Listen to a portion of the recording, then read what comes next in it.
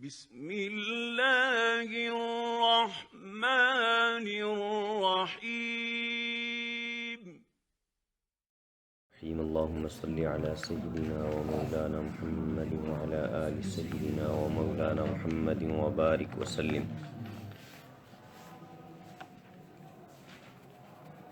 توابع کی کل 5 اقسام ہیں، ان میں سے تیسری قسم سے آج ہم شروع کریں گے۔ تیسری قسم کا نام ہے بدل۔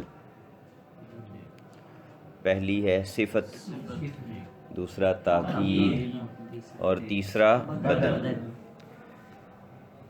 جو ہم نے شروع میں تابع کی تعریف پڑھی ہے اور تابع کا جو حکم پڑھا ہے وہ ان سب کے لیے، کیونکہ یہ سارے تابع کی اقسام ہی ہیں نا، تو تابع کی جو تعریف ہوگی، تابع کی کیا تعریف پڑھی تھی؟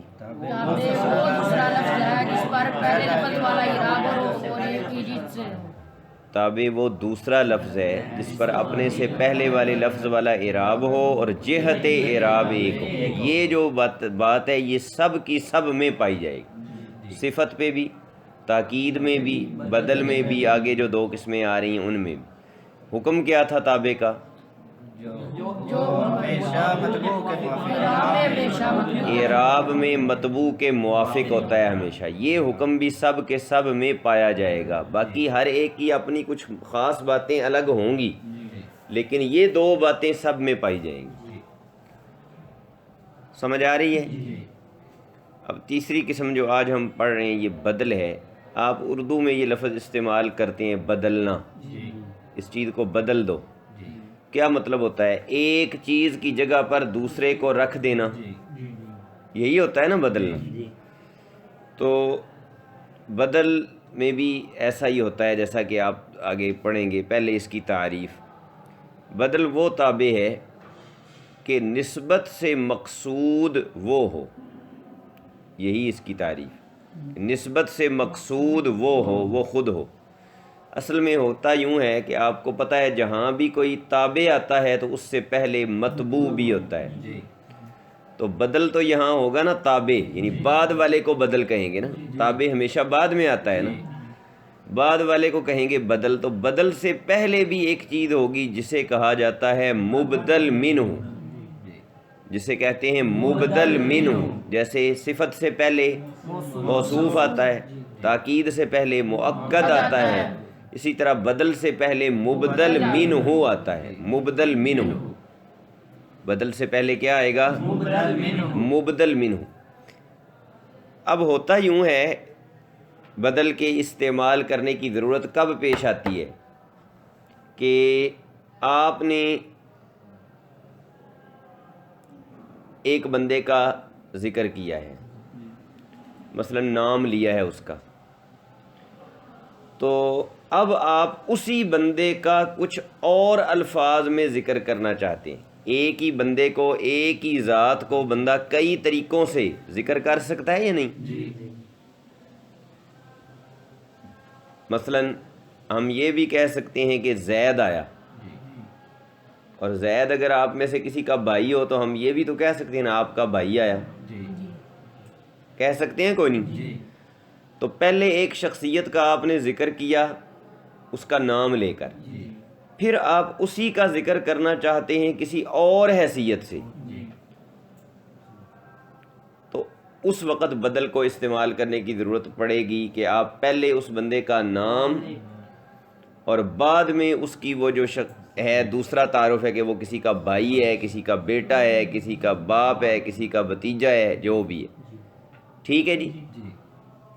یا الٹ کر لو، پہلے اس کی کسی اور حیثیت کا ذکر کرو گے اور بعد میں اس کا نام ذکر کرو گے۔ دونوں صورتوں میں یہ بدل ہوگا۔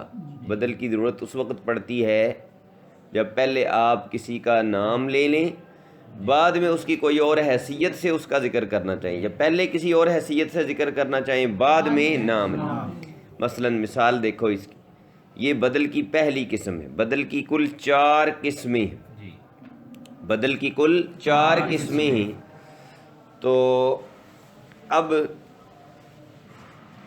4 قسموں میں سے پہلی قسم بدل الکل، پہلی قسم کا نام ہے بدل الکل۔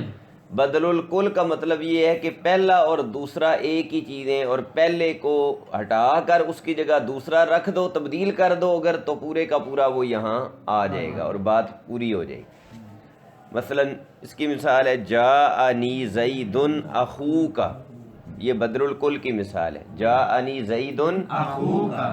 اب پہلے ہم نے زید کا ذکر کیا اس کا نام لے کر، جاءنی زید، زید آیا، میرے پاس زید آیا۔ اب وہی زید تمہارا بھائی بھی ہے تو آگے کہہ دیا اخو کا، یہ ترجمہ یوں ہوگا کہ میرے پاس زید تیرا بھائی آیا، میرے پاس زید تیرا بھائی آیا، یعنی زید یعنی تیرا بھائی آیا۔ اب دیکھو جو ذات زیدن سے مراد ہے، اخو کا سے بھی وہی ذات مراد ہے یا نہیں؟ تو اگر اخو کا کو اٹھا کر زید کی جگہ رکھ دو، بدل الکل کر دو، یعنی پورے کا پورا بدل دو، تو مسئلہ ٹھیک ہو جائے گا یا نہیں؟ کوئی معنی میں کسی قسم کی کوئی تبدیلی نہیں ہوگی۔ یہ ہے بدل الکل، ٹھیک ہے جی۔ اس کی بھی اپنی تعریف ہے، بدل کی اپنی تعریف ہے۔ بدل کی تعریف بس اتنی ہے کہ بدل وہ تابع ہے کہ جو نسبت سے مقصود وہ خود ہو۔ اب اس تعریف کو یہاں پر سیٹ کرو ذرا، دیکھو کہ جاء ہے فعل، فعل کی فاعل کی طرف ہوتی ہے نسبت، اب فاعل جو ہے وہ مبدل منہ بن رہا ہے یہاں زید، اور آگے اخو کا اس کا بدل ہے، تو نسبت تو دونوں کی طرف ہے، جاء کی زیدن کی طرف بھی اور اخو کا کی طرف بھی، کیونکہ آپ پڑھ چکے ہیں کہ تابع میں ہوتا ہی یہ ہے جس وجہ سے مطبوع پر جو اعراب ہوتا ہے تابع پر بھی اسی وجہ سے وہ اعراب ہوتا ہے۔ اس کا مطلب ہے کہ زیدن بھی فاعل ہونے کی بنا پر مرفوع ہے، اخو کا بھی فاعل ہونے کی بنا پر مرفوع ہے، نسبت تو دونوں کی طرف ہے۔ لیکن آپ نے یہ ذہن میں رکھنا ہے کہ جب بندہ بات کرتا ہے نا تو بعض اوقات زور ایک چیز پر دینا مقصد ہوتا ہے، بعض اوقات دوسری چیز پر زور دینا مقصد ہوتا ہے۔ یہاں زور جس چیز پر دینا مقصد ہے وہ ہے کہ تیرا بھائی آیا، تو اسی لیے اس کو بعد میں ذکر کریں گے۔ جس پر زور دینا مقصود ہوگا اس کو بعد میں ذکر کریں گے اور دوسرے کو پہلے ذکر کریں گے، اور وہ بدل الکل ہوگا۔ کب بدل الکل ہوگا اس کی تعریف دیکھو، بدل الکل آنست کے مدلولش، مدلول مبدل منہ باشد۔ مدلول کا معنی کیا ہوتا ہے؟ مفہوم۔ مدلول کا مطلب ہے مفہوم، معنی۔ بدل الکل کسے کہتے ہیں؟ توجہ کرو گے تو ایک منٹ میں یہ بات سمجھ آنے والی ہے، کوئی مشکل نہیں، کہ بدل الکل وہ ہوتا ہے کہ جس میں بدل اور مبدل منہ کا معنی ایک ہی ہو، بدل اور مبدل منہ کا مفہوم ایک ہی ہو، مدلول معنی جس پر وہ دلالت کر رہے ہیں وہ ایک ہی ہو۔ تو زیدن جس بندے پر دلالت کر رہا ہے، اخو کا بھی اسی بندے پر دلالت کر رہا ہے یا نہیں؟ کر اسی بندے پر کر رہا ہے، یہ کیا کہلائے گا؟ مدلول بدل الکل۔ یہ کیا کہلائے گا؟ بدل الکل۔ یہ پہلی قسم ہے، بدل کی پہلی قسم ہے بدل الکل۔ کیا تعریف ہے اس کی؟ کہ مبدل منہ کا مدلول اور بدل کا مدلول ایک ہی ہو، مبدل منہ کا مدلول اور بدل کا مدلول ایک ہی ہو، جس پر مبدل منہ دلالت کر رہا ہے اور جس پر بدل دلالت کر رہا ہے دونوں ایک ہی چیز، تو وہ بدل الکل ہوگا۔ ٹھیک ہے جی۔ مثلا اس کی اور مثالیں بھی ہم بنا سکتے ہیں، رأیت خالدن صدیقک، رأیت خالدن صدیقک، کیا ترجمہ ہوگا؟ رأیت میں نے دیکھا، خالدن صدیقک جو تیرا دوست ہے، میں نے خالد یعنی تیرے دوست کو دیکھا۔ اب جو ذات خالدن سے کا مدلول ہے، صدیقہ کا مدلول بھی وہی ہے، بندہ ایک ہی ہے، بندہ ایک ہی ہے، اس کا ذکر دو مختلف حیثیتوں سے کیا جا رہا ہے، تو پہلے کو کہیں گے مبدل منہ، دوسرے کو کہیں گے بدل، اور اگر دونوں بالکل ایک ہی چیز پر دلالت کر رہے ہیں تو وہ بدل الکل کہلائے گا، اور مقصود نسبت سے بعد والا ہوگا، زور اس پر دینا مقصود ہے کہ تیرے دوست کو دیکھا ہے۔ سمجھ آ گئی ہے جی؟ دوسری قسم ہے بدل البعض، بدل البعد، ناموں پہ غور کرو نا، ان کے نام ہی ان کی تعریفیں بتا رہے ہیں۔ بدل البعد میں کیا ہوگا؟ بدل الکل میں تو یہ تھا نا کہ بدل کا مدلول اور مبدل منہ کا مدلول ایک ہی ہے، بدل کا مدلول اور مبدل منہ کا مدلول ایک ہی ہے۔ تو بدل البعد میں یہ ہوتا ہے کہ بدل کا مدلول مبدل منہ کے مدلول کا جز ہوتا ہے، بعض ہوتا ہے، حصہ ہوتا ہے، یعنی جو بدل بعد میں آتا ہے نا، بعد والا لفظ جس پر دلالت کرے گا وہ حصہ ہوگا کس کا؟ پہلے والے کے مدلول کا۔ اس کی مثال بھی دیکھو، ضرب زید رأسہ یا ضربت زیدا رأسہ، ضرب زید رأسہ، ترجمہ اس کا کیا بنے گا؟ زید کے سر کو مارا گیا، زید کے سر کو مارا گیا۔ زیدن یہ ضربہ کا کیا ہے؟ ضربہ کیا ہے؟ ضربہ کون سا فعل ہے؟ مجہول، تو زیدن پھر اس کا کیا بنے گا؟ فعل مجہول کا فاعل ہوتا ہے، نائب الفاعل ہوتا ہے، فعل مجہول کا نائب الفاعل ہوتا ہے۔ تو نائب الفاعل بنانے سے پہلے اسے کیا کریں گے؟ یہ بنے گا مبدل منہ۔ زیدن کیا ہے؟ اب زیدن سے پورا بندہ مراد ہے نا، اور رأسہ سے اس کا کچھ حصہ جز مراد ہے یا نہیں؟ تو یہاں ہم کہہ سکتے ہیں کہ بدل یہاں کون ہے؟ رأسہ، بدل کا مدلول، بدل کا مدلول جس پر بدل دلالت کر رہا ہے وہ جز ہے کس کی؟ مبدل منہ، یعنی زیدن کے مدلول۔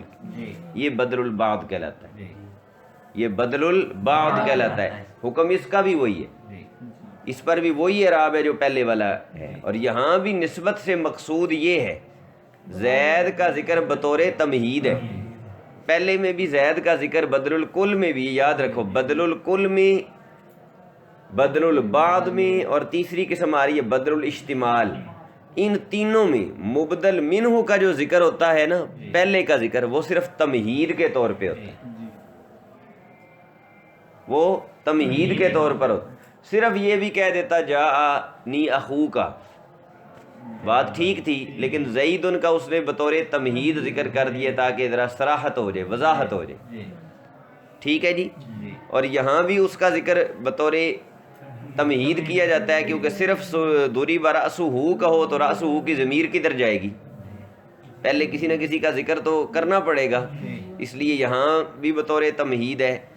اور تیسری قسم پہ اب آ جاؤ، یہ دو قسمیں سمجھ آ گئی ہیں۔ پہلی بدل الکل اور بدل البعد۔ بدل الکل کی تعریف کیا ہے؟ جس کا مدلول، بدل الکل وہ ہے جس کا مدلول اس کے مبدل منہ کے مدلول کا عین ہو، ایک ہی چیز ہو، جس کا مدلول اور مبدل منہ کا مدلول ایک ہی ہو۔ اور بدل البعد وہ ہوتا ہے کہ اس کا مدلول اور اس کے مبدل منہ کا، اس کا مدلول مبدل منہ کے مدلول کا جز ہو، اس کا مدلول مبدل منہ کے مدلول کا بعض ہو، جز ہو، حصہ ہو۔ تیسری قسم ہے بدل الاشتمال۔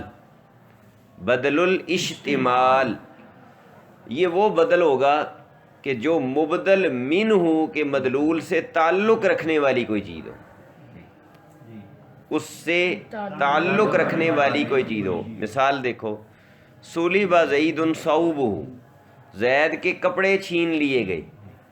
اب مبدل منہ ہے زید اور بدل ہے ثوب، تو ثوب جو ہے یہ زید سے تعلق رکھنے والی ایک چیز ہے، پیچھے جس طرح پڑھا ہے نا متعلق، یہ زید کے متعلق میں متعلق ہے۔ کپڑا جو ہے، کپڑے، جوتے، یہ چیزیں بندے کے ساتھ تعلق رکھنے والی چیزیں ہوتی ہیں نا، تو ترجمہ ہوگا کہ زید کے کپڑے چھینے گئے، زید مبدل منہ، ثوب بدل، اور یہ بدل کیا ہے؟ بدل الاشتمال ہے، بدل الاشتمال ہے، کیونکہ ثوبن کا جو مدلول ہے وہ زیدن کے مدلول کا، یعنی زید کی ذات کا متعلق ہے، اس سے تعلق رکھتا ہے۔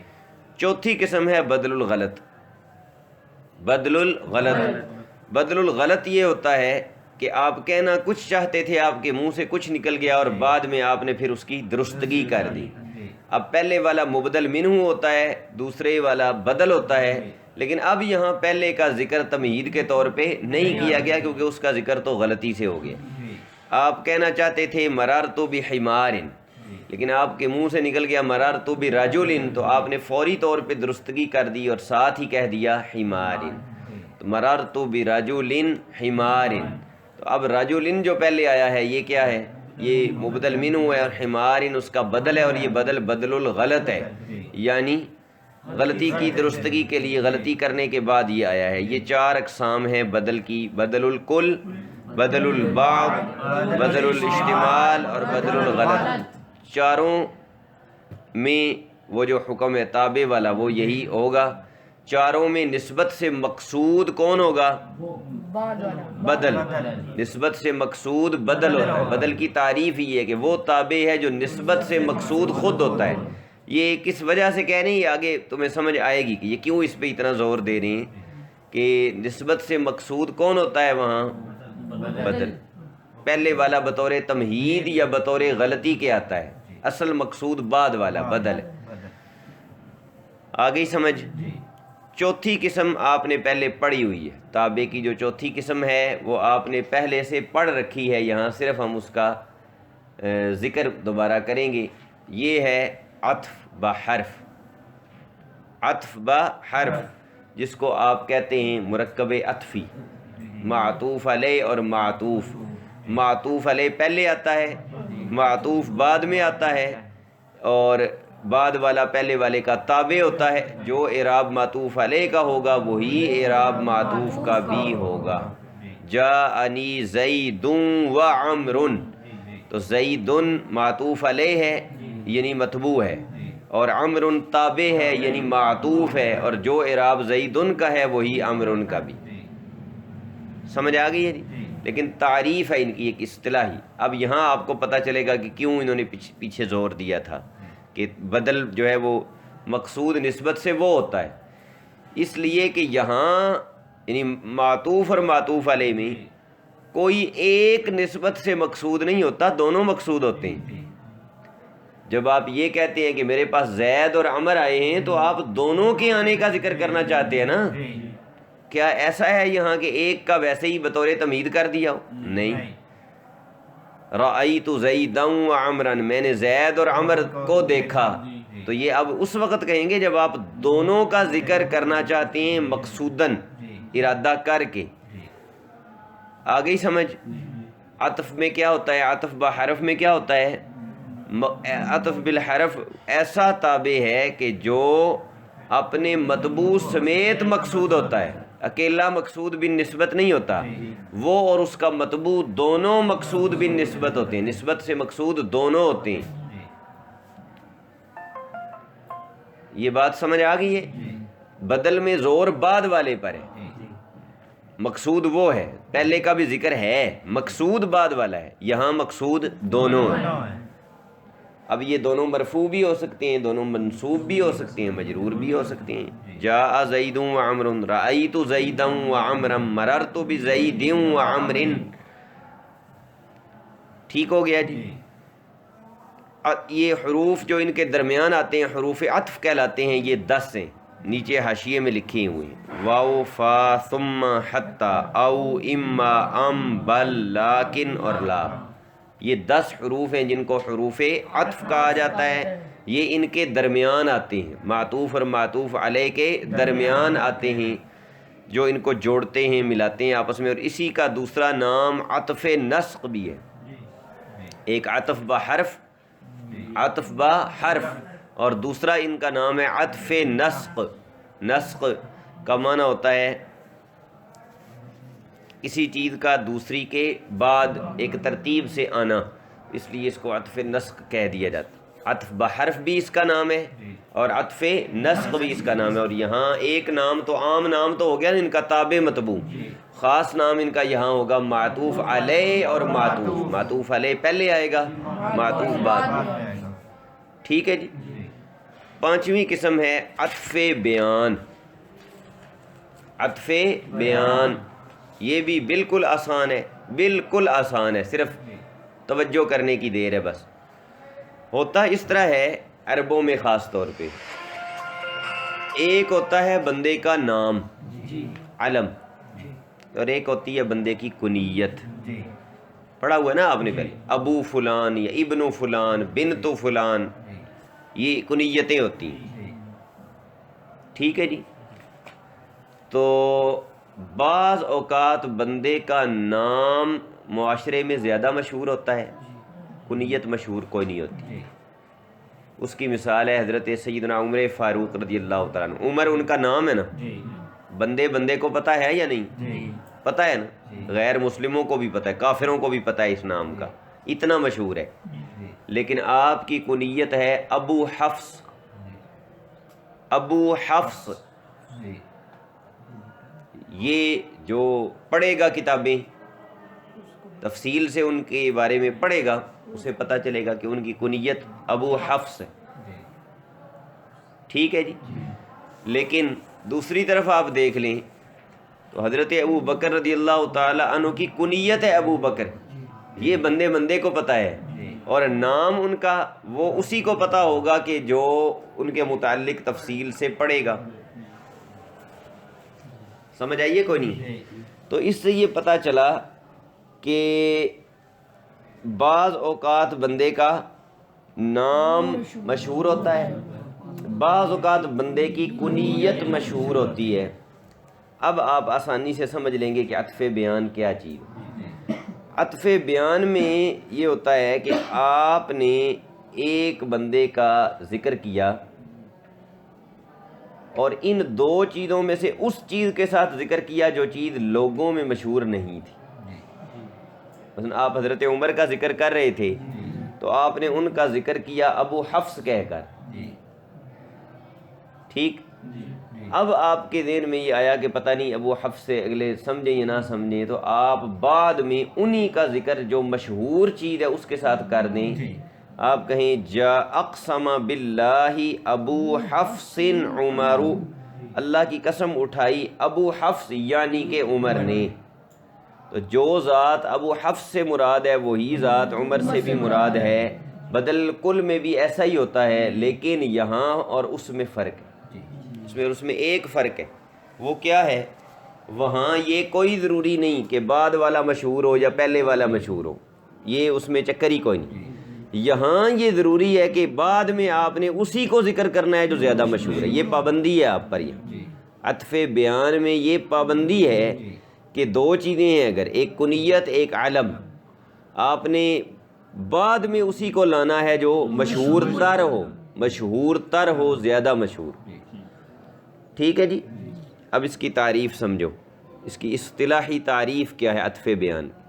عطف بیان ایسا تابع ہے، ایسا تابع ہے جو صفت تو نہیں ہوتا، غیر صفت، صفت نہیں ہوتا، صفت نہ ہونا کہہ کر نفی کر دی نا، تاکہ صفت میں شامل نہ ہو رہی، کیونکہ اگلی بات جو کرنے لگے تھے نا، اگلی بات وہ عام طور پہ صفت میں پائی جاتی ہے، جبکہ صفت تو الگ قسم ہے، اس کو تو صفت میں شامل کر نہیں سکتے، اس لیے نفی کر دی کہ ایسا تابع ہے جو صفت نہیں ہوتا، صفت نہیں ہوتا، اس کے باوجود اپنے مطبوع کو روشن کر دیتا ہے، مطبوع کی وضاحت کر دیتا ہے۔ صفت کیوں لائی جاتی ہے بھائی؟